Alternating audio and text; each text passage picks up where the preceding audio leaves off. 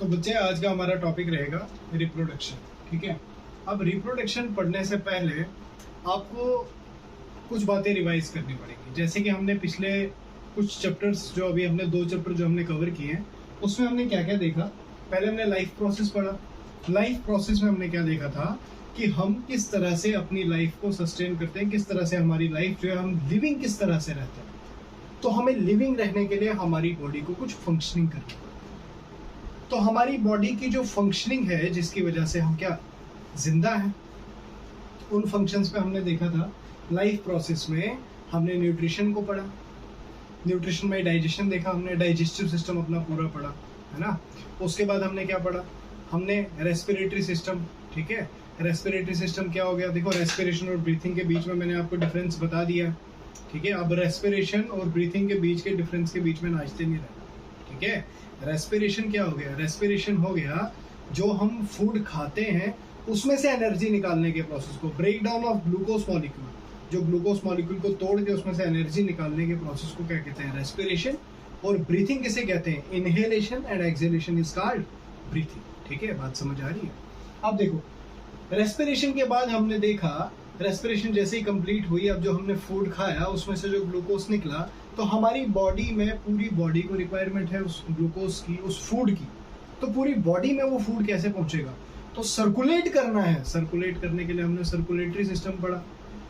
हमने अपनी बॉडी में, कौन हमारी बॉडी में घूम रहा है, कौन पहुंचा रहा है सब चीजों को, तो ब्लड के बारे में हमने जाना था। और एट लास्ट हमने एक्सक्रीटरी सिस्टम पढ़ा जिसमें हम मेटाबॉलिक वेस्ट को बाहर निकालना है।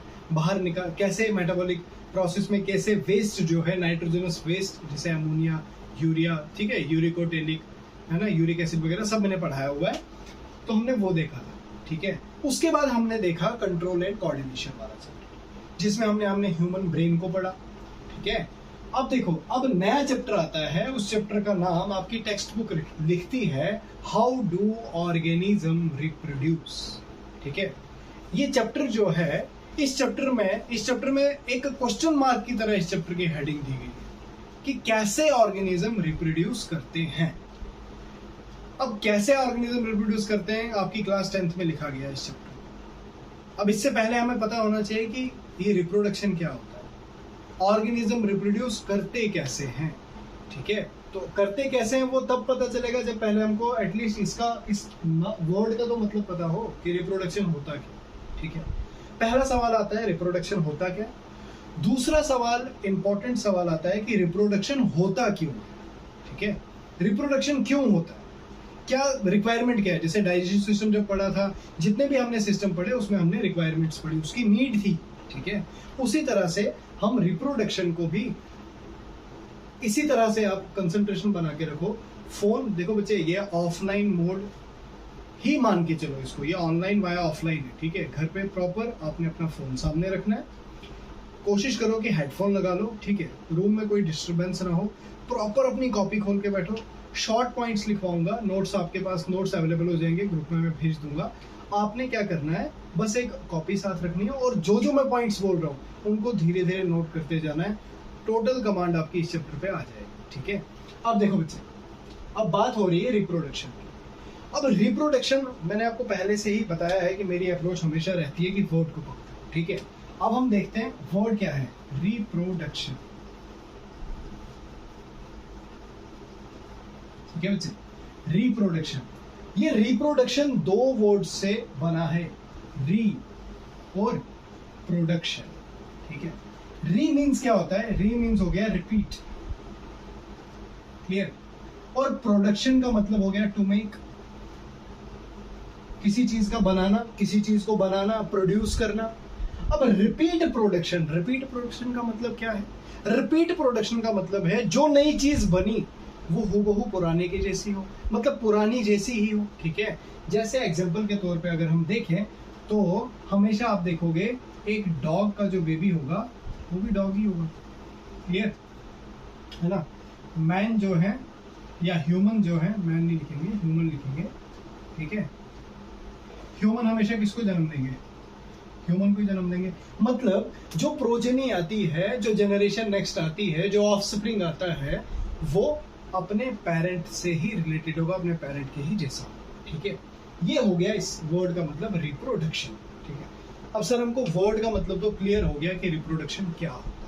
ठीक है, अब वर्ड का तो पता चल गया, अब क्यों होता है, क्यों जरूरी है। देखो बच्चे, अगर तो रिप्रोडक्शन होता ही तो क्या होता, इंसान आज थे, अब हम मर जाएंगे, इसके बाद इंसान होंगे।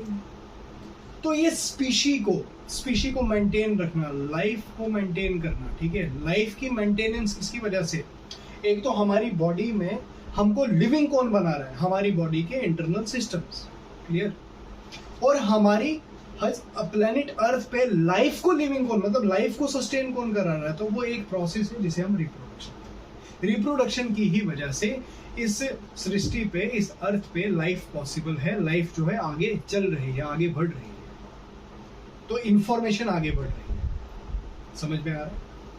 तो रिप्रोडक्शन जो है ये नेसेसरी है, ठीक है, ये जरूरी प्रोसेस है। समझ आ रहा है?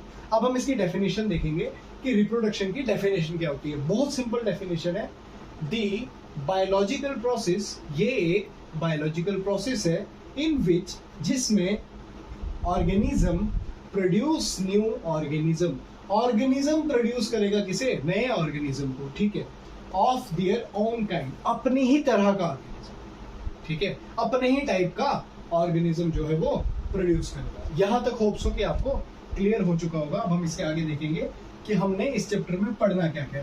तो ये स्क्रीनशॉट ले लो या पास करके इस डेफिनेशन को आप लोग लिख सकते हो। ठीक है, मैं आगे बढ़ता हूं।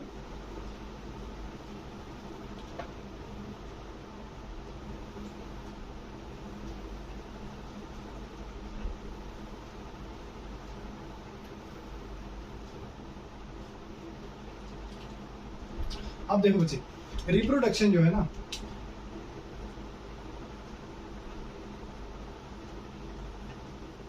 रिप्रोडक्शन जो है बच्चे, ये दो टाइप का होता है। कितने टाइप का होता है? दो तरह का। ठीक है, एक रिप्रोडक्शन वो है जिसे हम एसेक्सुअल रिप्रोडक्शन कहते हैं, और एक वो है जिसे हम सेक्सुअल रिप्रोडक्शन कहते हैं।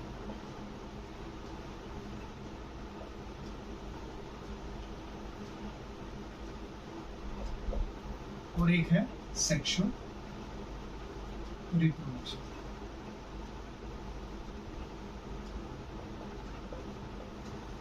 अब सर ये सेक्सुअल और एसेक्सुअल रिप्रोडक्शन क्या है? देखो बच्चे, अब रिप्रोडक्शन जो है, रिप्रोडक्शन में सबसे पहले कौन इंपॉर्टेंट है? पेरेंट इंपॉर्टेंट है, जिससे अगली जनरेशन आएगी। अब अगर पेरेंट एक है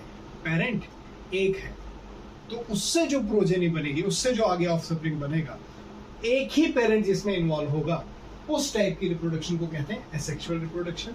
और जिसमें दो पेरेंट इन्वॉल्व होंगे उसे क्या कहेंगे? Sexual reproduction. ठीक है, अब देखो बच्चे, आप मुझे एक बात बताओ, अगर एक ही पेरेंट से दूसरा पेरेंट, एक ही पेरेंट से दूसरा जो ऑफस्प्रिंग है वो बन रहा है, तो उस पेरेंट में से जो वो ऑफस्प्रिंग बनेगा, क्या उसमें कोई चेंजेस आएंगी? क्या उसमें कोई वेरिएशन आएगी? अगर आप मान के चलो कि आपको, जैसे मैंने डेफिनेशन लिखी थी, सभी एक ही डेफिनेशन लिखी, ठीक है, एक ही तरह की डेफिनेशन लिख रहे हैं, एक ही टीचर से पढ़ रहे हैं, तो आपकी डेफिनेशन और मेरी डेफिनेशन में कोई डिफरेंस आएगा? नहीं आएगा। ठीक है, अगर तुम बुक से भी पढ़ रहे हो, रिफ्रेशर से भी पढ़ रहे हो, मेरे से भी पढ़ रहे हो, और भी कहीं से पढ़ रहे हो, 3-4 जगहों से पढ़ रहे हो, अब जो तुम डेफिनेशन लिखोगे ना, मेरे और दूसरे, हम सिर्फ 2 टीचर से भी पढ़ के अगर आप वो डेफिनेशन लिखोगे, उसमें थोड़ी बहुत चेंजेस आएंगे। तो सिंपल सा मतलब है, जहां पे एक पेरेंट इन्वॉल्व होगा वहां कोई वेरिएशन, कोई चेंज नहीं आएगा, और जहां 2 पेरेंट इन्वॉल्व होंगे वहां क्या आ सकता है? वेरिएशन आ सकता है, चेंज आ सकता है। तो सिंपल सी बात है, जहां पे आपने एसेक्सुअल लिखा है उसमें आप लिख सकते हो 1 पेरेंट इन्वॉल्व। ठीक है, यहाँ पे 1 पेरेंट इन्वॉल्व है, और सेक्सुअल रिप्रोडक्शन में 2 पेरेंट इन्वॉल्व है। ठीक है बच्चे, अब जब 2 पेरेंट इन्वॉल्व है ना, जब हम सेक्सुअल रिप्रोडक्शन पढ़ेंगे तब इसकी डिटेलिंग करेंगे। पहले हम एसेक्सुअल रिप्रोडक्शन पे आ जाते हैं, जो कि इजीएस्ट पोर्शन है इसका। ठीक है, पूरा चैप्टर ही इजी है। एक बार आपने चैप्टर देख लिया, एक बार आपने लेक्चर देख लिया, उसके बाद आपको, और चैप्टर के टोटल 3 ही लेक्चर आएंगे। एक सेक्सुअल रिप्रोडक्शन को मैं 1 दिन में कंप्लीट कर दूंगा, मतलब 1 लेक्चर में कंप्लीट कर दूंगा। सेक्सुअल रिप्रोडक्शन में इसमें प्लांट और एनिमल के बारे में, तो प्लांट वाला 1 दिन में हो जाएगा, एनिमल वाला दूसरे दिन, मतलब टोटल 3 लेक्चर आएंगे। आप ये 3 लेक्चर ध्यान से बैठ के देख लो, उसके बाद आपको पढ़ने की कोई रिक्वायरमेंट नहीं होगी, आप अच्छे से एग्जाम में अच्छा करते हो। ठीक है, अब देखो, इसमें 2 पेरेंट इन्वॉल्व है, इसमें एक ही पेरेंट इन्वॉल्व है। पहला तो ये डिफरेंस है। उसके बाद सेक्सुअल रिप्रोडक्शन में क्या होता है, इसमें गैमीट्स बनते हैं, ठीक है, फर्टिलाइजेशन होती है, जाइगोट फॉर्मेशन होती है, वो सब सेक्सुअल में देखेंगे। अब हमारा मेन टारगेट क्या है, एसेक्सुअल रिप्रोडक्शन। अब हम मेन एसेक्सुअल रिप्रोडक्शन पे फोकस करते हैं। पहले हम एसेक्सुअल रिप्रोडक्शन को करते हैं, ठीक है। अब अपनी हेडिंग डाल दीजिए आप लोग तब तक, एसेक्सुअल रिप्रोडक्शन, ठीक है। हेडिंग डाल दो, शक्ल मत देखो।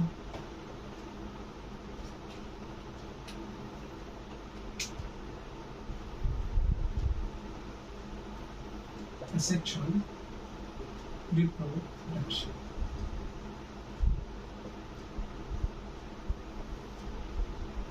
अब ये asexual reproduction क्या होता है मैंने आपको बता दिया है। asexual reproduction क्या होता है मैंने आपको बता दिया है कि asexual reproduction में एक ही पेरेंट इन्वॉल्व होगा, ठीक है बच्चे। अब ये asexual reproduction फर्दर कुछ टाइप्स की होती है, तो कितने टाइप्स की होती है देखते हैं, ठीक है, लिखते जाओ साथ साथ। एसेक्सुअल रिप्रोडक्शन में पहला टाइप आ जाता है जिसे हम फिशन बोलते हैं, ठीक है। क्या बोलते हैं, फिशन, ठीक है। फिशन एसेक्सुअल रिप्रोडक्शन का टाइप है। इसके बाद सेकंड टाइप पे आ जाता है आपका बडिंग, ठीक है। सेकंड पे क्या आ गया, सेकंड पे आपका आ जाता है बडिंग, और तीसरे पे आ जाता है स्पोर फॉर्मेशन।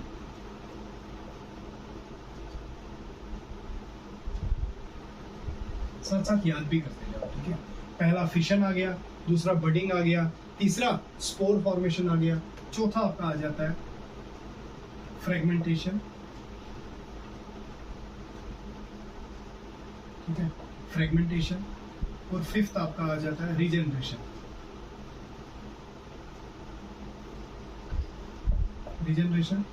और लास्ट आपका आ जाता है नीचे वेजिटेटिव प्रोपगेशन।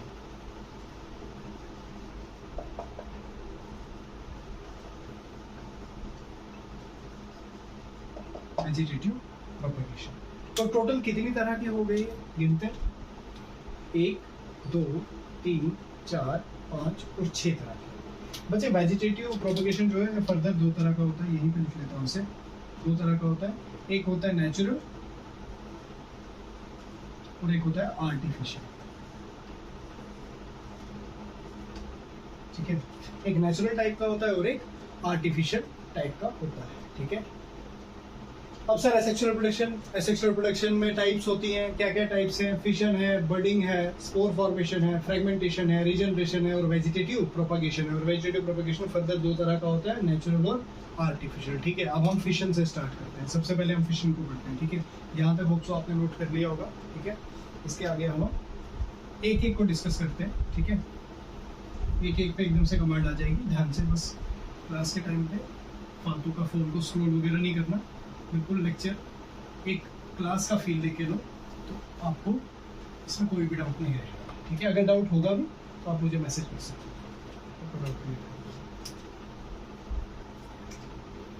सबसे पहले हम पढ़ेंगे फिशन। सबसे पहले हम फिशन को डिस्कस करेंगे। अब ये फिशन क्या होता है, पहले तो वर्ड पे चले जाओ। फिशन वर्ड जो है कुछ जाना पहचाना लग रहा है, एक वर्ड से बहुत मिलता जुलता है, फ्यूजन से, ठीक है। फ्यूजन का मतलब क्या हुआ, फ्यूजन का मतलब होगा 2 चीजों का फ्यूज होना और एक बन जाना, 2 का फ्यूज होना और एक बन जाना। इसी का उल्टा है फिशन, मतलब एक चीज का टूट के 2 बन जाना। इसे क्या कहेंगे, फिशन कहेंगे। समझ आ गया, समझ आया। फिशन का मतलब हो गया एक चीज का 2 में कन्वर्ट होना, ठीक है, एक का 2 हिस्सों में बढ़ जाना।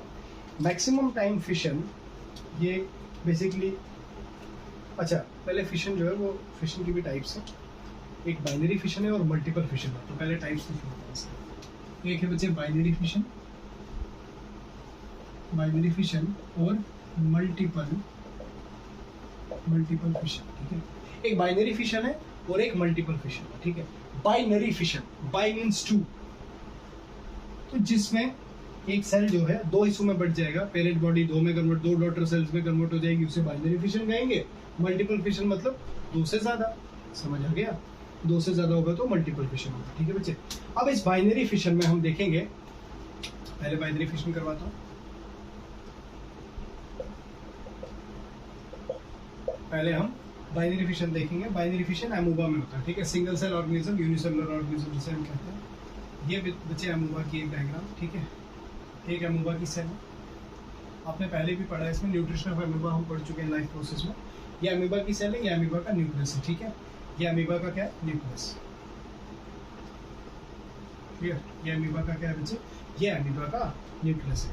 इसने क्या किया देखो, पहले तो ये शेप चेंज, ये अमीबा, ठीक है। ये इलॉन्गेट सी ट्यूब जैसी कुछ बना रहा है, ठीक है, ठीक है। और जो इसका न्यूक्लियस है, न्यूक्लियस इलॉन्गेटेड फॉर्म में होगा, ठीक है, क्योंकि कुछ इलॉन्गेट फॉर्म में।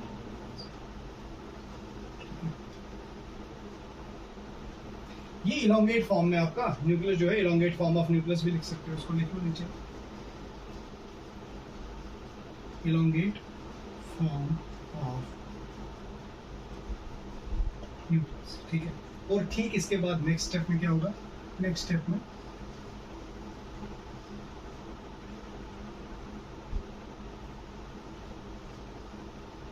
न्यूक्लियस डिवाइड होगा, ये मेन स्टेप है। हमेशा याद रखो, सेल डिवीजन में हमेशा क्या होता है?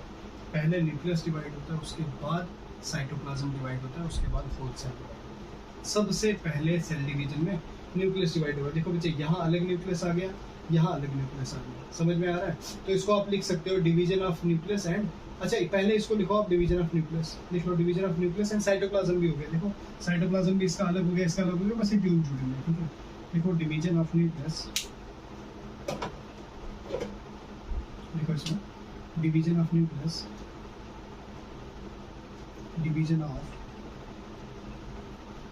न्यूक्लियस एंड साइटोप्लाज्म, यहाँ तक समझ आ रहा है। इसके बाद क्या होगा? कुछ नहीं होगा, सिंपल यहाँ से अलग हो जाएगा, ये अलग है बन गया, और ये अलग है बन गया। क्लियर? तो क्या बन गई? कितनी डॉटर सेल बन गई? 2 डॉटर सेल फॉर्म, ठीक है, 2 डॉटर सेल फॉर्म। एक चीज, पहले न्यूक्लियस, ये एक अमूबा था, इसने एक ट्यूब जनरेट की, न्यूक्लियस इलॉन्गेट हुआ, सबसे पहले न्यूक्लियस अलग हुआ, साइटोप्लाज्म अलग हुआ, और लास्ट में ये अलग हुए। मुझे बताओ पेरेंट कहाँ?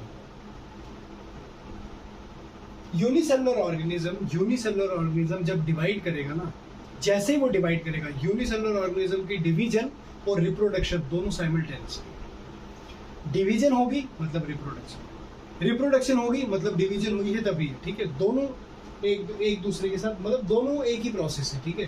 देखो पेरेंट सेल ही 2 में बट गया, तो यहाँ पेरेंट तो एग्जिस्ट ही नहीं करेगा। क्लियर? इसीलिए कहा जाता है कि अमूबा जो है वो इमॉर्टल है। इमॉर्टल का मतलब जो मरता है। मरेगा कैसे भाई? थोड़ा सा बड़ा हो गया, 2 हिस्सों में बट गया, ठीक है। अब हम में क्या, हम बड़े होते मर जाते हैं ना, ऐसा तो नहीं हम थोड़े बड़े हो गए फिर 2 हिस्सों में बन गए, अलग अलग हो गए, फिर बड़े फिर 2 हिस्सों में, ऐसा तो नहीं होता, ठीक है। अमूबा का होप सो आपको बाइनरी फिशन क्लियर होगा, ठीक है। तो इसका आप स्क्रीनशॉट वगैरह जो भी लेना ले लो, कॉपी पे नोट कर लो। तो नेक्स्ट देखते हैं हम मल्टीपल फिशन।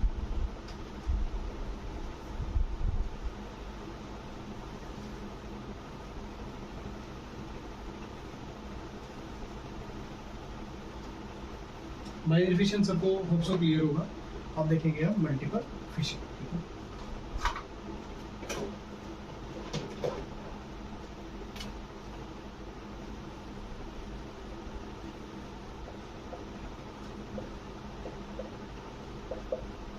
सर अब ये मल्टीपल फिशन होता क्या? अब देखो मुझे मल्टीपल फिशन क्या होता है, नाम से पता चल रहा है तुम्हें, कुछ मल्टीपल होता होगा, कुछ एक सेल जो है वो मल्टीप्लाई करता होगा, ठीक है। ये कौन करता है? प्लाज्मोडियम करता है, ठीक है। देखो एक सेल है प्लाज्मोडियम, प्लाज्मोडियम का एक सेल है, ये एक न्यूक्लियस है इसका, ठीक है। इसने क्या किया? इसने सिंपली, सेल तो ऐसे ही रहा, बाहर से सिस्ट डेवलप कर दी, अपनी सेल मेम्ब्रेन को थोड़ा ठोस कर देगा, ठीक है, सिस्ट बना देगा, सिस्ट फॉर्मेशन हो जाएगी, ठीक है। सिस्ट फॉर्मेशन हो जाएगी, सिस्ट फॉर्मेशन के बाद क्या करेगा? सिस्ट फॉर्मेशन के बाद अंदर मल्टी न्यूक्लिएट कंडीशन बनाना शुरू कर देगा। देखो कितने न्यूक्लियस है? 2 से ज़्यादा बन गए भाई, 4-5 न्यूक्लियस, 7-8 न्यूक्लियस बन गए, ठीक है। अंदर न्यूक्लियस ही न्यूक्लियस होते हैं, ठीक है। क्लियर? इसने इतने सारे न्यूक्लियस, बेसिकली होता क्या है, बाहर अनफेवरेबल कंडीशन होती है, ठीक है। तो ये इसने इतने सारे न्यूक्लियस बना दिए, तो मतलब क्या हो गया? Multi nucleate condition occur inside cyst wall. cyst wall के अंदर क्या हो गया, मल्टी न्यूक्लिएट कंडीशन हो गई, ठीक है, मल्टी न्यूक्लिएट कंडीशन हो गई। और उसके बाद होगा क्या, कुछ देर के बाद ये क्या करेगा, अपनी सिस्ट को क्या कर देगा, ब्रेक कर देगा, ठीक है, तोड़ देगा सिस्ट को, ओपन कर देगा न्यूक्लियस को, ठीक है। तो क्या होगा, ये न्यूक्लियस जो है ये क्या हो गया, ओपन हो गया, ओपन होके कहाँ, बाहर आ गए। अब बाहर आ गए तो हर एक इंडिविजुअल जो ये इसका न्यूक्लियस होगा ये अपने बाहर से मेम्ब्रेन डेवलप कर लेगा और अलग से प्लाज्मोडियम बनेगा, ठीक है। तो एक इंडिविजुअल न्यूक्लियस क्या इंडिविजुअल प्लाज्मिड की तरह बिहेव करने शुरू करेगा। तो क्या हुआ, रिप्रोडक्शन ही तो हुआ, प्रोड्यूस ही तो हुआ। देखो इसमें से क्या एक था, एक से कितने बन गए, कईयों बन गए, दसों बन गए, ठीक है। तो ये मल्टीपल फिशन था, बाइनरी फिशन में एक पेरेंट से दो बन जाते हैं, इसमें एक से कितने बन गए, दसों बन गए, ठीक है, समझ आ गया। तो लिखना है तो लिख लो, सिस्ट जो है वो क्या हो जाएगी, ब्रेक। सिस्ट क्या हो गई बच्चे, सिस्ट ब्रेक हो गई। सिस्ट ब्रेक होने की वजह से क्या हो गया, each nucleus become new Plasmodium, clear. तो हर एक जो न्यूक्लियस होगा वो प्लाज्मोडियम की तरह बिहेव करेगा। आपने क्या याद रखना है, मल्टीपल फिशन कौन दिखाता है, प्लाज्मोडियम दिखाता है, ठीक है। प्लाज्मोडियम में मल्टीपल फिशन होती है, सिस्ट फॉर्मेशन होती है। अब उसके बाद सिस्ट ब्रेक हो जाएगी, बाहर जो निकलेंगे सभी न्यूक्लियस वो क्या करेंगे, वो अपना मजे से जिएंगे, ठीक है। तो होप्स हो कि आपको फिशन बच्चे क्लियर हो गया होगा।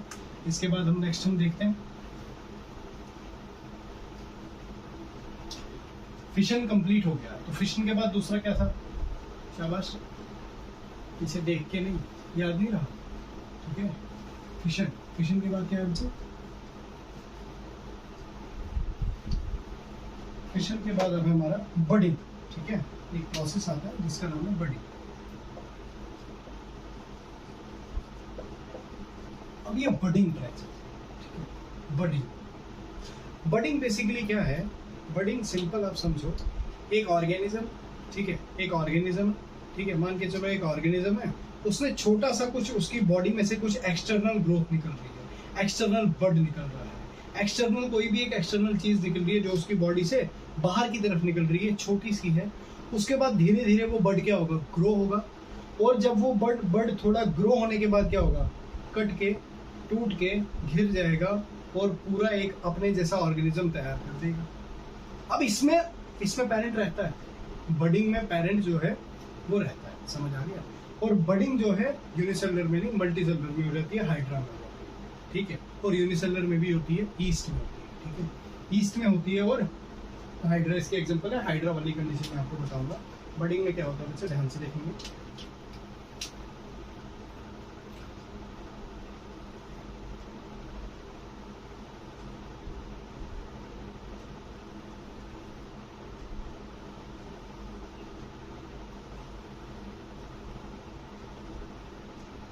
ठीक है, ये बेसिकली एक हाइड्रा है, ठीक है। इस हाइड्रा ने क्या किया, ध्यान से देखो, इस हाइड्रा ने क्या किया, डायग्राम आप साफ साफ बना लेना बाद में, ठीक है। अब मैं उतनी खास डायग्राम बना नहीं पाऊंगा। इस हाइड्रा ने छोटा सा एक बर्ड बनाया, ठीक है, इसे बर्ड करेगा, ठीक है। ये बर्ड क्या करेगा, ग्रो करेगा,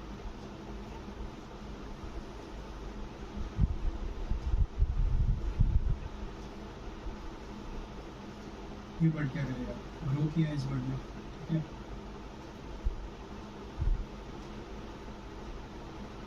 इस बर्ड ने ग्रो किया और ग्रो करने के बाद और क्या हो जाएगा, ब्रेक हो जाएगा, अलग हो जाएगा, ठीक है।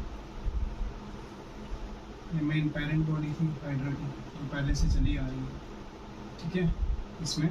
और उसके बाद क्या है, ये ब्रेक वाला हाइड्रा जो यहाँ से कट के अलग हो गया, छोटा सा नमूना जो हाइड्रा है ये अलग से बन गया, ठीक है। मतलब ये एक हाइड्रा पेरेंट वाला, ये दूसरा हाइड्रा वाला, क्लियर, समझ आ रहा है।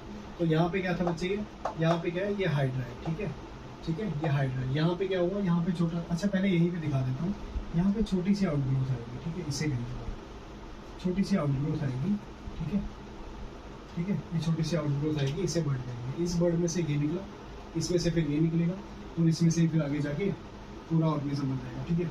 लिखना चाहो तो लिख सकते हो, इस वाले में लिखो टिनी bird, appear on the outer surface of hydra। ठीक है, देख सकते हैं। ठीक है, टीनी बर्ड जो है वो अपीयर होगा किस पे, हाइड्रा पे। उसके बाद यहाँ पे क्या हो रहा है बच्चे, यहाँ पे बर्ड क्या हो रहा है, ग्रो हो रहा है। बर्ड क्या हो रहा है बच्चे, यहाँ पे बर्ड क्या कर रहा है, डेवलपमेंट कर रहा है, ग्रो कर रहा है, धीरे धीरे बढ़ रहा है। यहाँ पे क्या हो गया, यहाँ पे बर्ड फुली ग्रो हो गया। बर्ड क्या हो गया, फुली ग्रो, या इसको आप डेवलप भी लिख सकते हो। फुली बर्ड क्या हो गया, डेवलप हो गया, ग्रो हो गया। ठीक है, और उसके बाद लास्ट यहाँ पे क्या हो गया, बर्ड ब्रेक हो गया। देखो, बर्ड ब्रेक और सेपरेट, ब्लड ब्रेक हो गया या क्या हो गया, सेपरेट हो गया। ठीक है, ब्रेक कहाँ से हो गया, पेरेंट बॉडी से अलग हो गया, डिटेच हो गया और नया ऑर्गेनिज्म बना दिया। ठीक है, समझ आ रहा है बच्चे। देखो आपकी जो डेफिनेशंस है ना, ये ज़्यादा बुक से देखो, बुक से। अब आप इसके बाद एक बार आपने क्या करना है, ये लेक्चर कंप्लीट हो जाएगा, इस वाले टॉपिक को अपने बुक से रीड करना है, बस आपको हर एक कंसेप्ट क्लियर होगा। ठीक है, तो होप्स हो कि आपको बर्ड भी समझ आ चुका होगा, बर्डिंग भी समझ आ गया। अगर बर्डिंग की इसमें अगर आपको एग्जांपल चाहिए होगी तो बर्ड जो है, एक तो हाइड्रा की मैंने बता दी और ईस्ट भी इसकी एक एग्जांपल है। ठीक है, एक आपके लिए सफिशिएंट। तो दो तरह की हम कर चुके हैं। पहली हमने क्या की, फर्स्ट हमने क्या किया बच्चे, शाबाश बोलो, फर्स्ट क्या किया, फिशन। फिशन में क्या था, बाइनरी फिशन और मल्टीपल फिशन। बाइनरी फिशन में क्या हुआ था, अमूबा ने एक सेल जो थी अमूबा की, उसने क्या किया, ट्यूब बनाई, ट्यूब से दो अलग अलग न्यूक्लियस बने। न्यूक्लियस जो है फिर बाद में सेपरेट हो गए। जैसे न्यूक्लियस सेपरेट हो गए उसके बाद सेल भी डिवाइड हो गई और दो सेल में कन्वर्ट हो गए। ठीक है, नेक्स्ट है आपका स्पोर फॉर्मेशन। ठीक है, स्पोर फॉर्मेशन।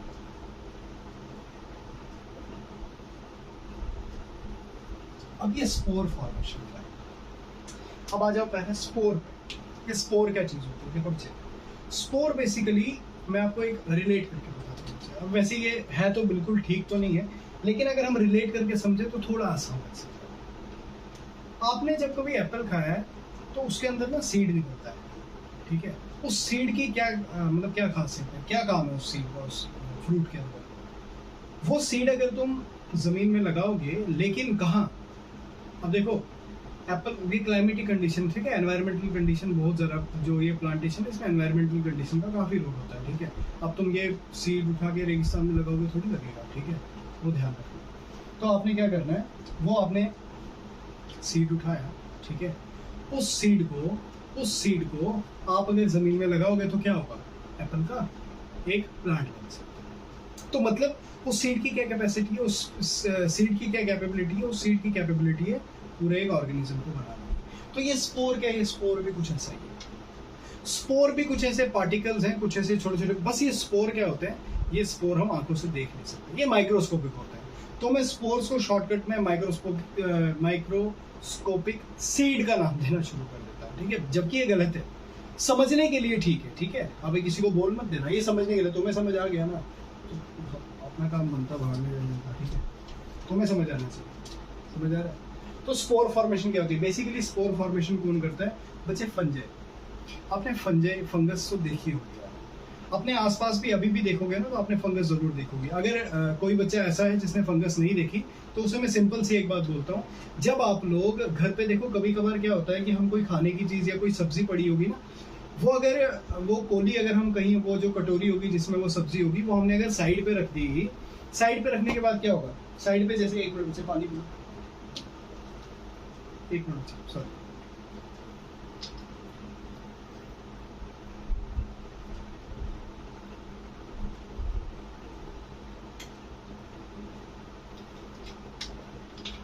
समझ में आ रहा है। अब देखो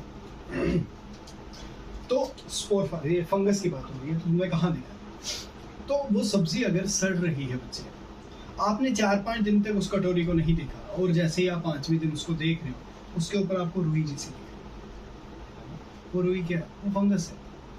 आपने ब्रेड तो घर पे लाया हो, अगर आपने 4-5 दिन ब्रेड ऐसे रखी ना, उसके ऊपर ग्रीन ग्रीन कलर के दाग लगने शुरू हो जाते हैं।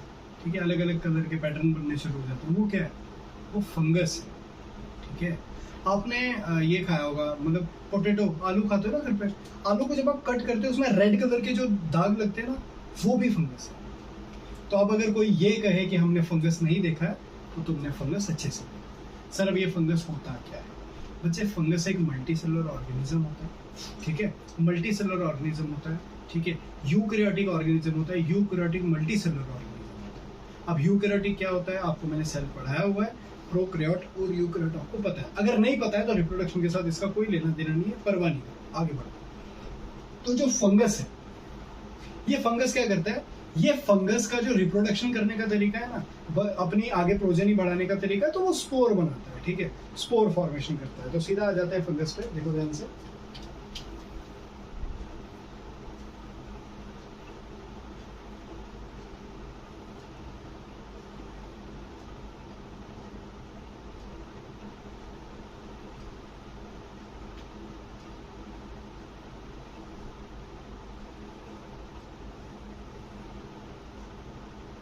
ये बच्चे फंगस है, ठीक है। फंगस क्या करेगा? फंगस ना यहाँ पे स्पोर बनाएगा, ठीक है, छोटे छोटे स्पोर्स बना रहे हैं। जो डॉट है ना, ये क्या है? ये स्पोर्स है, ठीक है, ये फंगस के स्पोर है। ये स्पोर वो सेल्स हैं जिनकी कैपेसिटी है और जिनकी कैपेबिलिटी है क्या करने की? आगे नया फंगस बनाने की। और ये बाद में थोड़ी देर के बाद क्या हो जाएगा? स्पोर जो है हवा में डिस्पर्स हो जाएगा, ठीक है। ये जो इसको बाहर से शीट ने कवर किया है, जो स्पोर्स को कवर कर रही है ये शीट, ठीक है, स्पोर मेम्ब्रेन बोल दो इसको या स्पोर मान बोल सकते हो, जो मर्जी बोलो। हायर क्लासेस में जब जाओगे ना तो ये ज़्यादा डिटेल में होगा, अभी तो ऐसे ही है, ठीक है।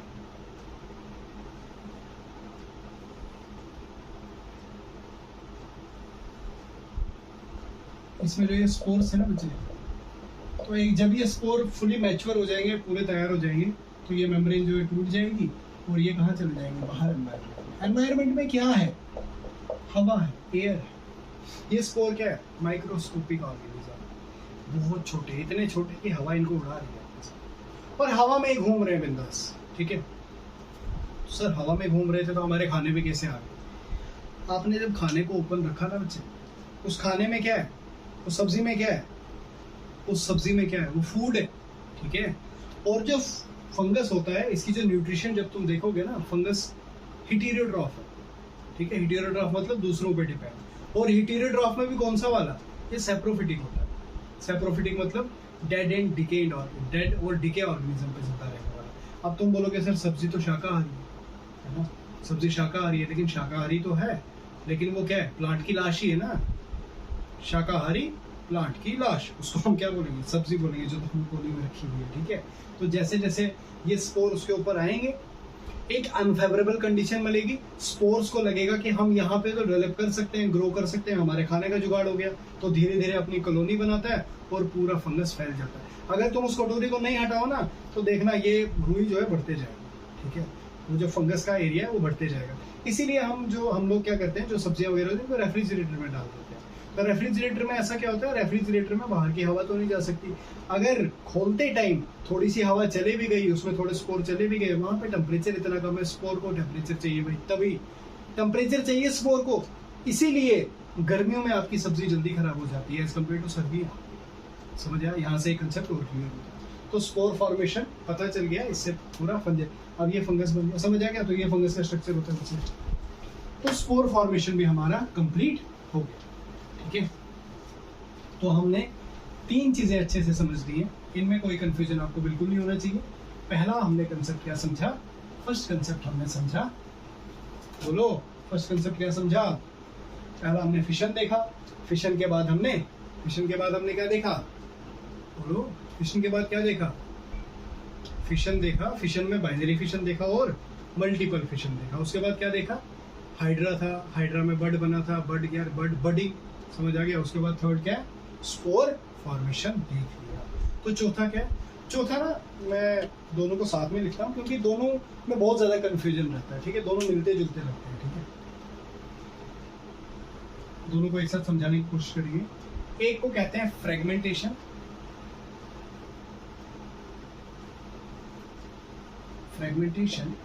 और एक को कहते हैं रीजेनरेशन।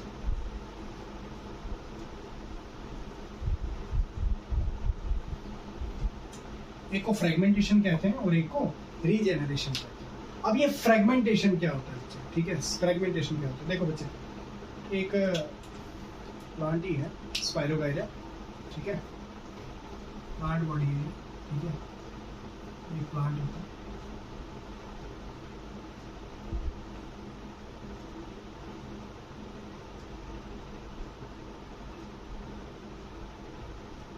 आपको इसकी डायग्राम बनाने की कोई इतनी खास जरूरत नहीं है। ये है प्लांट जिसका नाम है स्पाइरोगाइरा, ठीक है। अगर मैं इस स्पाइरोगाइरा के हिस्से कर दूं, ठीक है, मान के चलो इसके मैं क्या कर रहा हूँ, हिस्से कर रहा हूँ, इसको मैं काटता हूँ, ठीक है। इसके मैंने कितने हिस्से कर दिए, 3 हिस्से, ठीक है, 3 हिस्से कर दिए। अब मैं ये बनाऊंगा नहीं, दोबारा से सीधा बॉक्स बना रहा हूँ, 1 2 और 3, 1 2 3, ठीक है, 3 हिस्से कर दिए। अब होगा क्या, ये इंडिविजुअली तीनों ग्रो कर जाएंगे और दोबारा से अपने पेरेंट ऐसी बॉडी बना लेंगे और दोबारा से क्या मतलब फिर लिविंग सिस्टम में क्या करेंगे, नया स्पाइरोगाइरा, ये स्पाइरोगाइरा, स्पाइरोगाइरा, स्पाइरोगाइरा, तो 3 स्पाइरोगाइरा बन गए। तो फ्रेगमेंटेशन क्या है, फ्रेगमेंट होना, हिस्से में टूटना और नए से जिंदगी शुरू। समझ आया, यहाँ पे कोई 2 पेरेंट लगेगा, एक ही बॉडी में से तो बने, समझ आ गया, ये है फ्रेगमेंटेशन, ठीक है। तो इसके एग्जांपल क्या है, स्पाइरोगाइरा। अब रीजनरेशन पे आते हैं, रीजनरेशन क्या, ठीक है। तो रीजनरेशन में आप देखो बच्चे,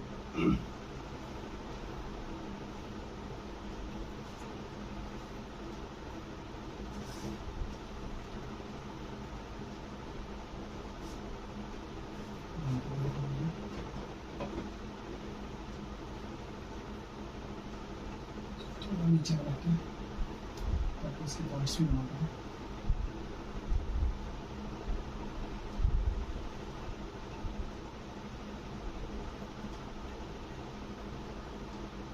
अच्छा, बायोलॉजी के स्टूडेंट हो तो डायग्राम्स की प्रैक्टिस करनी, ठीक है। तो डायग्राम्स की प्रैक्टिस घर पे बैठ के ना थोड़ा बहुत किया करो, ठीक है।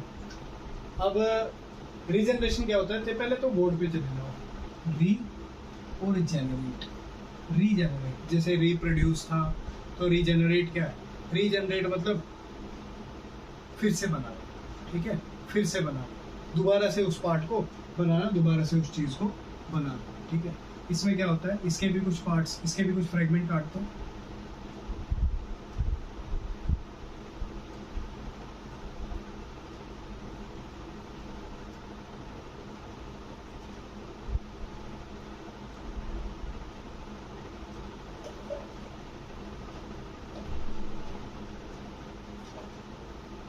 फ्रेगमेंट्स दिख रहे हैं बच्चे, क्या फ्रेगमेंट्स विजिबल है, देखिए इसके भी हमने 3 फ्रेगमेंट्स कर दिए, ठीक है,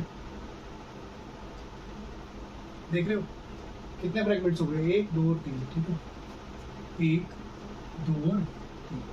अच्छा ये है क्या, ये प्लेनर है, ठीक है, क्या ये प्लेनर है, ठीक है, ठीक है, प्लेनर आपकी बुक्स में इसके एग्जांपल दिए होगा, ठीक है, ये प्लेनर है। इसने क्या करना है, देखो ये क्या करेगा, 1 वाला देखो क्या कर रहा है,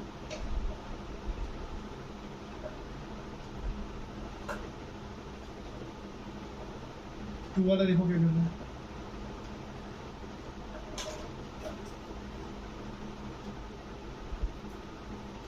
और 3 वाला देखो क्या कर रहा है।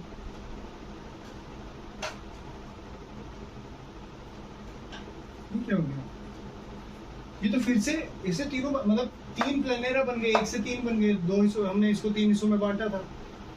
तो इसमें और फ्रेगमेंटेशन में क्या डिफरेंस है, ये तो दोनों एक ही चीजें हो गई, यहाँ भी यही हुआ, यहाँ भी यही हुआ। देखो अब ध्यान से समझना कंसेप्ट, अब समझना अब क्या कंसेप्ट आता है इसमें कंसेप्ट आता है बच्चे, जो रीजनरेशन होगा ना, इसमें आप प्लेनेरा को कहीं भी नहीं काट सकते, इसकी एक स्पेसिफिक पॉइंट है, एक इसकी नेक पे काट सकते हैं, एक डायरेक्ट इसका जो ये कर्व वाला हिस्सा यहाँ पे रख के काट सकते हैं, मतलब इसकी एक स्पेसिफिक पोजीशन है, वहां पे काटोगे तो ही बनेगा, अगर आप यहाँ बीच में से काटोगे ना, इसकी डेथ हो जाएगी, कुछ नहीं बनेगा, समझ आया, कुछ भी नहीं बनेगा, क्लियर।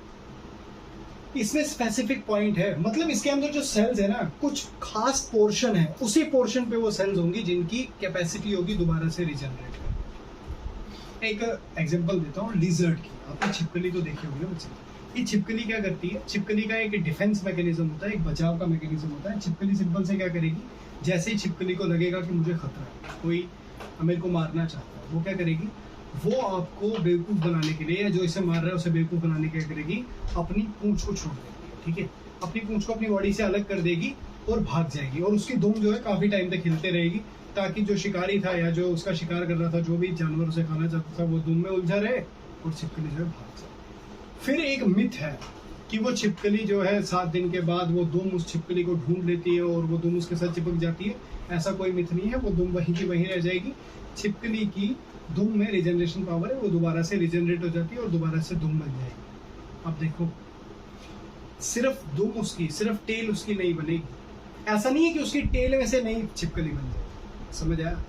मतलब हमारी बॉडी के फ्रेगमेंट्स किए जाएं और हमारी बॉडी के जब फ्रेगमेंट्स कर दिए जाते हैं, हर एक फ्रेगमेंट हमारी बॉडी बना देती है, उसे क्या बोलेंगे, फ्रेगमेंटेशन। हम में नहीं होता, प्लांट में, ठीक है, समझाने के लिए बोल रहा हूं। और हमारी बॉडी में अगर हमें कहीं पे कट लग जाता है, कट लग जाता है तो वहां पे स्किन वापस आती है। मतलब स्किन क्या कर रही है, स्किन रिजनरेशन हो रही है। तो हम में रिजनरेशन होती है क्या? हाँ होती है, लेकिन टिश्यू लेवल की, ठीक है, समझ आया? टिश्यू लेवल की, समझ आ रहा है? जैसे हमारी बॉडी में एक ऑर्गन है जो रिजनरेट करता है, लिवर, जिसकी कैपेसिटी, रिजनरेशन कैपेसिटी हमारी बॉडी में सबसे ज़्यादा है, ठीक है, तो लिवर रिजनरेट करता है। ये एक्स्ट्रा पॉइंट आपको याद रखना चाहिए, ठीक है। तो अगर हम रिजनरेशन को देखें तो कैपेसिटी ऑफ रिजनरेशन लिख लो, रिजनरेशन की अगर आप देखें, ये समझ आ गया होगा ऑप्सो। इसमें क्या होगा कि इसको ऐसे ऐसे स्पेसिफिक पॉइंट पे मैं काट रहा हूँ ना, यहाँ पे क्या है, यहाँ पे इसके पास ना डेवलपिंग सेल्स हैं, डिवाइडिंग सेल्स हैं, डिवाइडिंग सेल्स हैं, डिवाइडिंग सेल्स हैं, ठीक है। तो यही डिवाइडिंग सेल्स क्या कर रहे हैं, डिवाइड करके पूरी बॉडी बना रहे हैं, समझ आ गया, ठीक है। तो रिजनरेशन और फ्रेगमेंटेशन में मुझे लगता है आपको कोई डाउट होगा। अगर फिर भी डाउट है, एक बार फिर से समझा देता हूँ। फ्रेगमेंटेशन हो गया एक प्लांट, एक ऑर्गेनिज्म, जिसकी बॉडी, जैसे ये ऑर्गेनिज्म है, वैसे इस ऑर्गेनिज्म की बॉडी को हम कहीं से भी कभी भी कट करें, मतलब एक इसके पीछे का ना एक बेसिक कंसेप्ट समझाता हूँ, जिससे तुम्हें सारा क्लियर हो जाएगा। देखो, हमारे सेल्स है ना, उन सेल्स में एक कैपेसिटी होती है जिसे टोटिपोटेंसी कहा जाता है, ठीक है। थोड़ा हायर कंसेप्ट है लेकिन समझा देता हूँ, जिससे कि आपको दोबारा कभी इसमें कोई डाउट ही नहीं रहे, ठीक है। Totipotency, what is totipotency? Totipotency is a capacity of cell. Totipotency एक सेल की ऐसी कैपेसिटी है जिसमें, जैसे मेरी बॉडी है, उस मेरी बॉडी का एक सेल है, उस सेल की कैपेसिटी मेरी पूरी बॉडी बनाने की कैपेसिटी को क्या बोलेंगे, टोटिपोटेंसी, ठीक है। The ability to make whole body, ठीक है, the ability to generate whole body is called totipotency. इसके लिए मैं आपको एक कहानी सुनाता हूँ। कहानी क्या है, आपने मतलब हिंदू रिलीजन में देखा होगा, काली माता है जिनको बहुत मानते हैं लोग। तो काली माता की एक कहानी है कि एक राक्षस था जिसका नाम रक्तबीज था।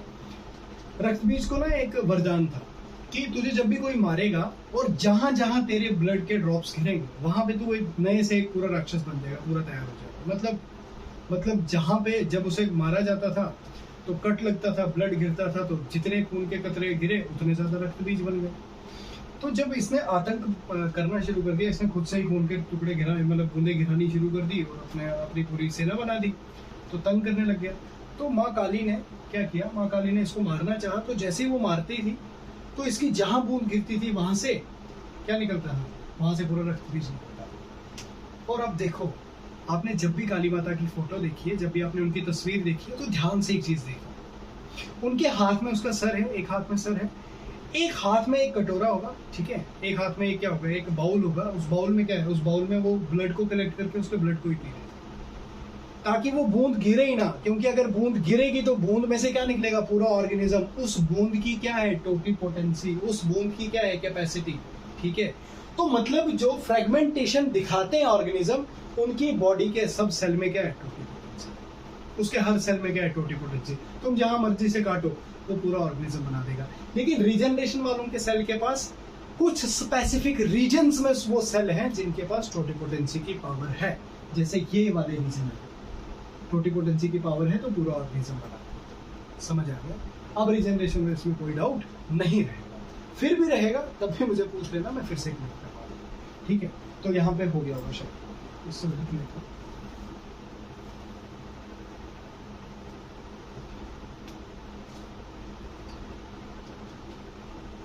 लिखो, कैपेसिटी ऑफ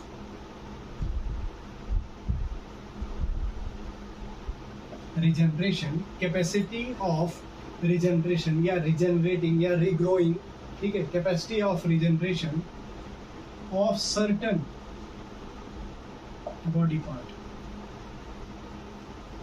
ठीक है, capacity of regeneration of certain body parts is called regeneration, ठीक है, उसी को रिजनरेशन कहा जाता है, ठीक है, समझ आ गया। तो यहाँ तक ऑप्शन क्लियर हो, स्क्रीनशॉट लेना। तो ये आपका जो रिजनरेशन और फ्रेगमेंटेशन था ये कंप्लीट होता है। तो लास्ट हमारा अब एक ही बचता है टॉपिक, एक टाइप बचती है सेक्सुअल रिप्रोडक्शन की, जिसे हम क्या कहते हैं, वेजिटेटिव प्रोपगेशन।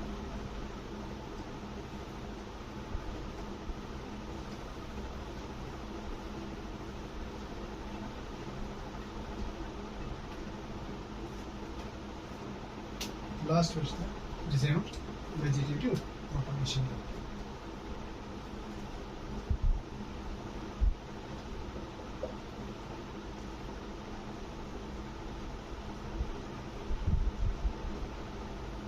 जिसे हम वेजिटेटिव प्रोपगेशन कहते हैं। देखो वेजिटेटिव प्रोपगेशन में से दो तरह का होता है, एक होता है नेचुरल, ठीक है, नेचुरल, और एक होता है आर्टिफिशियल।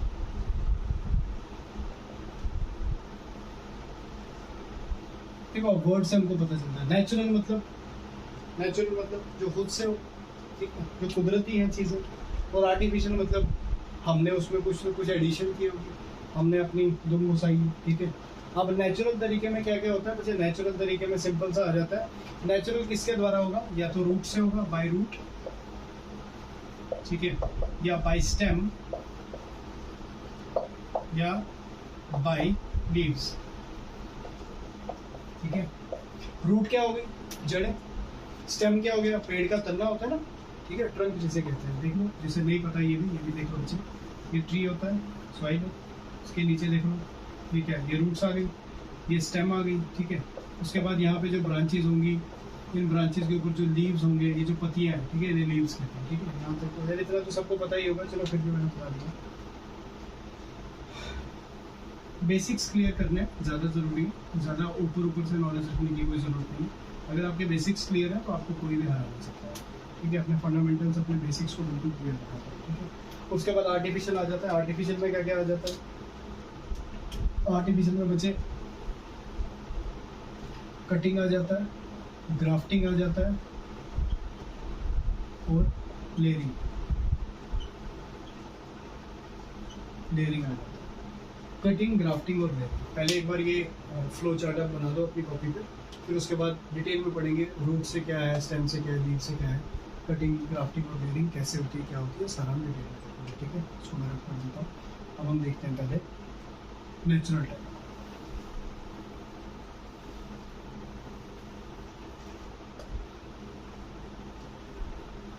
नेचुरल,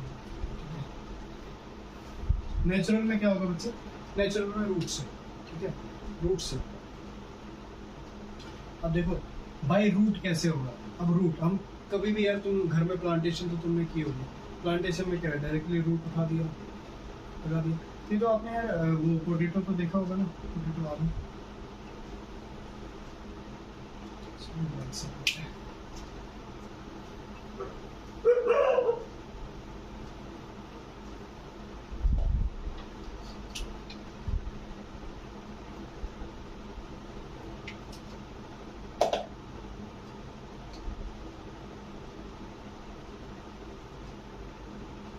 देखो एक स्वीट पोटैटो होता है यार, कचालू तुमने खाया होगा, ठीक है, चाट वगैरह तो खाते होते हैं, कचालू होता है, ठीक है, जिसे स्वीट पोटैटो कहा जाता है।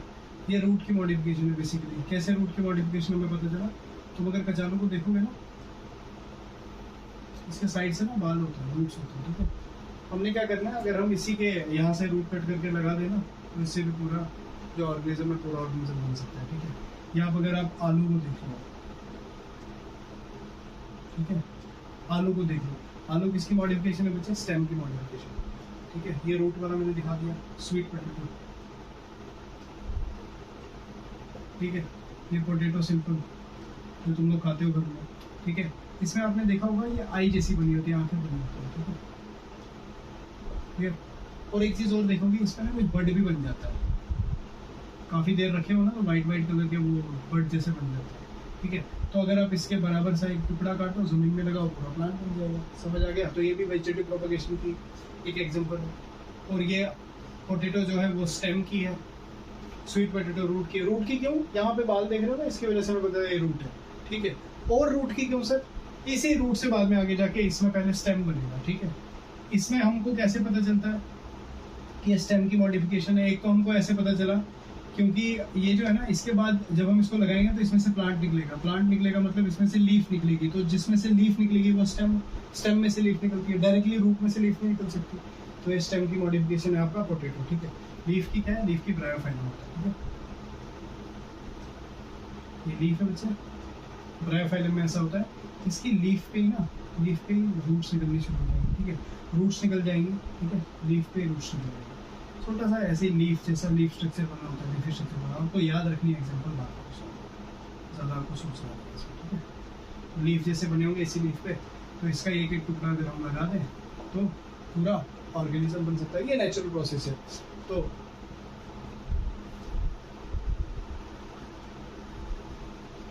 Bryophyllum is the example of natural vegetative propagation by leaf. Potato is the example of natural vegetative propagation by stem, and sweet potato is the vegetative propagation of natural mode by root. Clear? तो ये आपका natural वाला process तीनों complete हो गया। अब हम पढ़ेंगे लास्ट आपका आर्टिफिशियल, और ये एक सेक्शन जो है इस चैप्टर का कंप्लीट हो जाएगा, ठीक है। सिर्फ इस वीडियो को देख लोगे ध्यान से, ठीक है। एक बार वीडियो को ध्यान से देख लोगे, सारे कंसेप्ट क्लियर हो जाएंगे। और ये चैप्टर बहुत इजी है बच्चे, इसमें ज़्यादा सोचने वाली कोई भी बात नहीं, बहुत इजी चैप्टर। लास्ट हमारी वेजिटेटिव प्रोपगेशन में आर्टिफिशियल।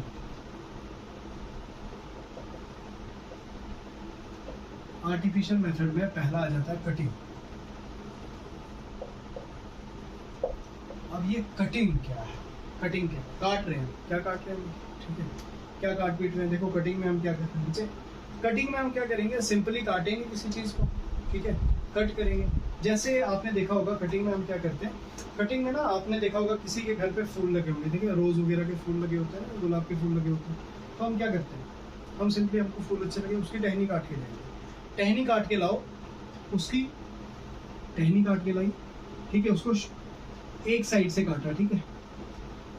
यहाँ पे इसे मतलब यहाँ पे कलम भी बोलते हैं, कालम बोलते हैं देसी जबान में। कालम टाइप बना दी और डायरेक्ट ज़मीन में लगाओ या गमले में लगाओ, दोबारा से नया प्लांट बन जाएगा, ठीक है। डायग्राम पूरी अच्छे से बना लेते हैं ताकि बाद में तुम समझ आएगा। ये एक पॉट है, ठीक है, इसमें मान के चलो ये फूल है अच्छा सा, ठीक है, ठीक है। इसकी ब्रांच है, इसके ऊपर भी फूल लगा हुआ है, ठीक है। आपने क्या किया, इस ब्रांच को कट किया, ले गए अपने साथ, और इस ब्रांच को क्या किया, शार्प जैसे कर दिया, इसमें शार्प ऑब्जेक्ट कर दिया, ये पॉट में लगा दिया। दोबारा से ये भी अपनी ब्रांचें निकालेगा और दोबारा से एक फ्लावर बना देगा, फूल बना देगा, ठीक है। ये कटिंग वाला कंसेप्ट था, ठीक है, समझ आ गया बच्चे। तो ये कटिंग है। इसके बाद आ जाता है ग्राफ्टिंग। ग्राफ्टिंग इससे भी इजी है। ग्राफ्टिंग नाम से पता चलना चाहिए, ग्राफ्ट क्या होता है बच्चे, देखा होगा, सुना होगा आपने, स्किन ग्राफ्टिंग सुना।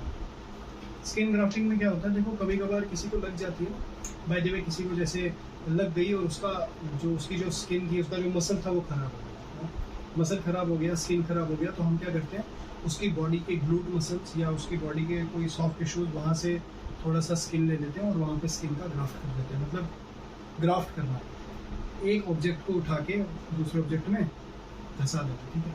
तो होता क्या, मान के चलो ये मेरे पास एक ट्री था, क्लियर, ये एक ट्री है मेरे पास, ठीक है, ये एक पेड़ है, मान के चलो ये मैंगो का ट्री है, ठीक है। ये मैंगो का ट्री जो मैंगो देता है, इसकी बहुत अच्छी वैरायटी है। और एक ट्री और है, मेरे फ्रेंड के पास वो ट्री है, उसके पास मैंगो का ट्री है, वो मेरे वाले से भी बहुत अच्छी वैरायटी दे रहा है, मेरे वाला उतनी खास अच्छी वैरायटी नहीं है। तो मेरे फ्रेंड के पास बहुत अच्छी वैरायटी वाला है, तो मैंने उससे क्या किया, मैंने डायरेक्टली उससे एक मतलब उसकी एक वो और एक हिस्सा एक पार्ट ले आया, ठीक है, एक टहनी का एक पार्ट ले आया और अपने स्टेम की एक टहनी में क्या किया, इस अपनी टहनी में मैं क्या करूँगा, इसको कट करूँगा, ठीक है।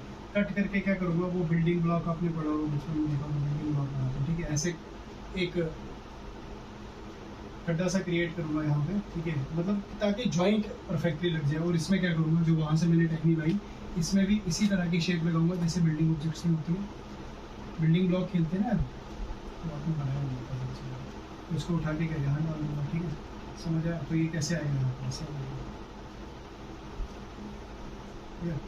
ठीक है। ऐसे कुछ देर तक क्या करेंगे, कुछ देर तक इसको रैप करके रखेंगे, ठीक है। क्या किया हमने, इसको कुछ देर तक रैप करके रखें, जब तक इसमें फिर बाद में जब muscular bundle, xylem, tissue phloem वगैरह जो वो एक बार इसमें मिल जाएंगे, ऊपर से क्या निकलेंगे, इसकी ब्रांचेस वगैरह निकलेंगे, बर्ड शट निकल जाएंगे, लीफ शिट निकल जाएंगे। तो मतलब क्या हो गया, ग्राफ्ट हमारा सक्सेसफुल हो गया। और ये अब क्या होगा, पेड़ तो मेरा था, आम उसके, ठीक है, उस वैरायटी के आम मेरा शुरू कर देगा, ठीक है। ये वेलफेयर के लिए हमने अपने मतलब के लिए गया है, तभी तो आर्टिफिशियल है, ठीक है। तो ग्राफ्टिंग भी कंप्लीट हो जाता है बच्चे। तो आपको कटिंग भी होप सो समझ आया होगा, ग्राफ्टिंग भी समझ आ गया, और लास्ट है हमारा लेयरिंग।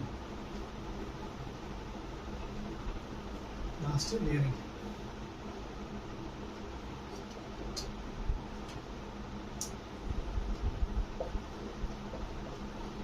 लास्ट आपका लेयरिंग आ जाता है। लेयरिंग मतलब कुछ लेयर, क्या लेयर है भाई, देखो ध्यान से। लेयरिंग दो तरह की होती है। लेयरिंग दो तरह की, एक है एरियल, एरियल लेयरिंग। एरियल का मतलब क्या होता है, एरियल का मतलब होता है हवा में। हवा में मतलब कैसे, हवा में मतलब जिस मतलब फ्री एनवायरनमेंट में कर दिया, ठीक है। एक होती है जिसको हम मतलब सॉइल के अंदर से ले लेंगे, ठीक है, सॉइल के अंदर। पहले एरियल वाली पढ़ लो, एरियल वाली कैसे करेंगे, जैसे ये एक प्लांट, ठीक है, ये इसकी ब्रांच है, इसकी ब्रांच है, ठीक है। मैंने क्या किया, मैंने एक मतलब सॉइल लिया, सॉइल में क्या करते हैं हम, उसको ह्यूमस बना देते हैं, मतलब सॉइल में खाद वगैरह मिक्स करके ना, एक पॉलीथीन में इसको रैप करके यहाँ पे बांधते हैं, ठीक है, टाइट बांधते हैं यहाँ पे, पूरा एक सॉइल वगैरह सब कुछ करते हैं, इसको बांधते हैं, ठीक है। तो जैसे ही हम स्टेम को सॉइल वगैरह ये सब खाद छाद मिलेगी ना, वो स्टेम क्या करेगी, उस स्टेम में से रूट निकल आएंगे, ठीक है, रूट बाहर निकल आएंगे, रूट जैसे बाहर निकल आएंगे, ठीक है, यहाँ से रूट बाहर निकल आएंगे कुछ देर के बाद, काफ़ी देर के बाद। जैसे रूट बाहर निकल के आएंगे, हम यहाँ से इसको कट कर लेंगे, इस ब्रांच को। अब इस प्लांट को कोई फर्क थोड़ी पड़ेगा, इसमें तो और भी ब्रांचें होंगी, इसको कट कर लेंगे क्योंकि इसमें रूट्स निकल आई। बाद में इसको यहाँ से उठा के सॉइल में लगा देंगे, हमारे पास नया प्लांट बन गया ऐसा। इसे क्या बोलेंगे, लेयरिंग, ठीक है। वेजिटेटिव प्रोपगेशन की लेयरिंग है। लेयरिंग में क्या किया हमने, ये ठीक है, समझ आ गया।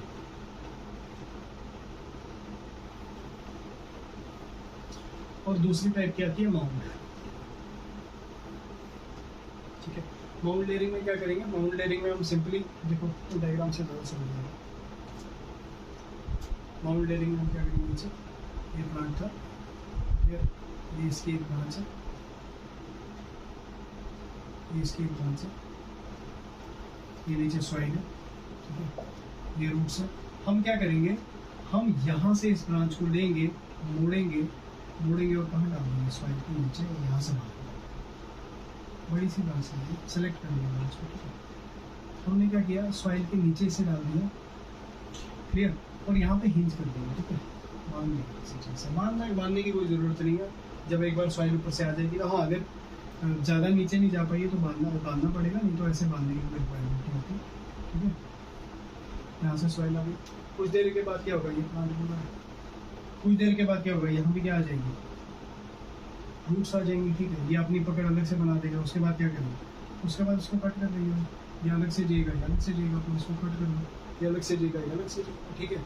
इसे क्या कहते हैं, इसे मोल्ड लेयरिंग भी कहते हैं, ठीक है।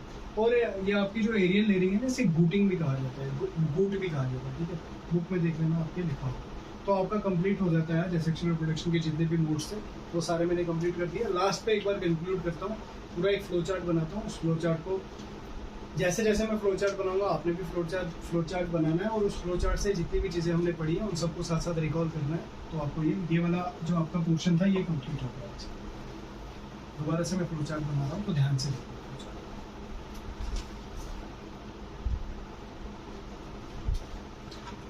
मल्टीपल कलर यूज करते हैं, जैसे कि तुम्हें ठीक नजर भी है। रिप्रोडक्शन,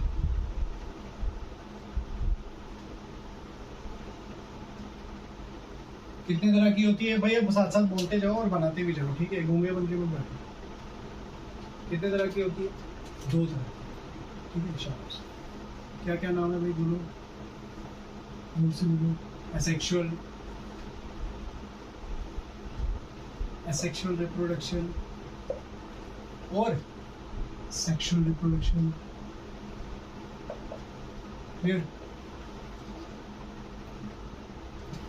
ठीक है बच्चे, चलो इसको थोड़ा लिख लेते हैं। जो आपकी सेक्सुअल रिप्रोडक्शन होती है ना बच्चे, ये 2 में होती है, या तो प्लांट्स में, एक प्लांट्स में और एनिमल्स में। होती 2 में नहीं है बच्चे, बेसिकली हमारे सिलेबस में इन्हीं 2 की पढ़नी है, प्लांट्स और एनिमल्स की पढ़नी है सेक्सुअल रिप्रोडक्शन, ठीक है।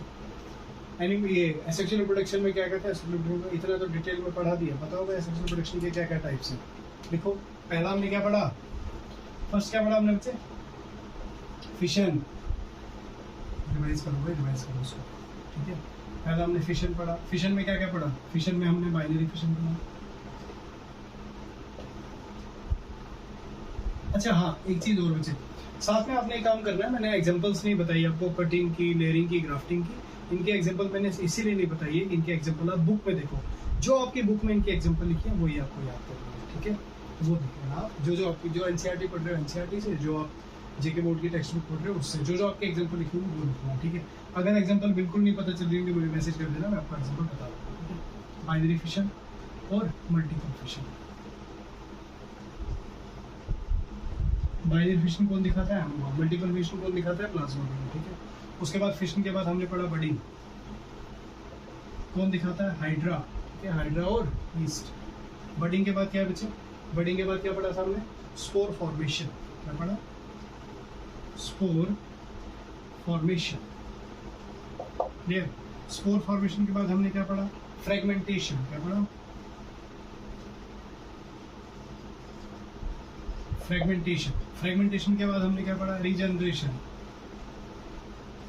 अच्छा, रीजनरेशन और फ्रेगमेंटेशन में आप बिल्कुल भी कंफ्यूज मत होना, क्योंकि पूरी कहानी सुना दी तुम्हें। उसके बाद लास्ट क्या हमने पढ़ा? Vegetative propagation. बच्चे वेजिटेटिव प्रोपगेशन सिर्फ प्लांट्स में होती है, ठीक है, तभी वेजिटेटिव प्रोपगेशन प्लांट्स में होती है, ठीक है। वेजिटेटिव प्रोपगेशन कितने तरह की होती है? फर्दर 2 तरह की होती है, एक नेचुरल और एक आर्टिफिशियल, ठीक है। नेचुरल तरह की क्यों, कौन कौन सी नेचुरल तरह की, कौन कौन सी? जो बाई रूट हो, स्वीट पोटैटो, बाई स्टेम हो, पोटैटो, एग्जांपल्स बोल रहा हूँ इसकी, बाई लीफ हो, ब्रायोफाइलम। और आर्टिफिशियल में क्या क्या आ गया? आर्टिफिशियल में क्या क्या आ गया बताओ साथ साथ। आर्टिफिशियल में क्या क्या आ गया? कटिंग, ग्राफ्टिंग एंड लेयरिंग, ठीक है। होप सो बच्चे आपको जितना भी मैंने एसेक्सुअल रिप्रोडक्शन का एक पोर्शन था ये सारा मैं पढ़ा चुका हूँ, ये एसेक्सुअल रिप्रोडक्शन कंप्लीट कर चुके हैं। अब हमारा नेक्स्ट टॉपिक जो है, नेक्स्ट टॉपिक आएगा सेक्सुअल रिप्रोडक्शन के ऊपर। देखते हैं पहले कौन सा उठाएंगे, या तो प्लांट या एनिमल। एक लेक्चर आपका सेक्सुअल रिप्रोडक्शन प्लांट्स आ जाएगा और एक लेक्चर आपका सेक्सुअल रिप्रोडक्शन एनिमल्स आ जाएगा, और ये पूरा चैप्टर आपका अच्छे से कंप्लीट हो जाएगा। इस पूरे टॉपिक, एक बार इसका स्क्रीनशॉट लेना। इस टॉपिक में, इस पूरे टॉपिक में अगर किसी भी बच्चे को कोई कंफ्यूजन, कोई दिक्कत, कोई भी परेशानी होगी, वो आराम से मुझे मैसेज कर सकता है, कॉल कर सकता है, उसके डाउट में क्लियर कर दूंगा, ठीक है। इस चैप्टर को, इस लेक्चर को अच्छे से देख लिया, नोट कर लिया। आपने क्या करना है, पहले इस लेक्चर को ध्यान से देखना, इसको नोट कर लेना अपनी कॉपी पे, ठीक है। देखो 1 पेज से ज़्यादा भी नहीं लिखा है मैंने, इसको नोट करना है। जो डायग्राम मैंने बनाई है वो साथ साथ मेरे साथ बनाओ। उसके बाद बुक से एक बार रीड करना है, जो मर्जी क्वेश्चन उठाओ, लगाओ, हर क्वेश्चन बनेगा, ठीक है। ठीक है बच्चे, best of luck, God bless you, thank you बच्चे।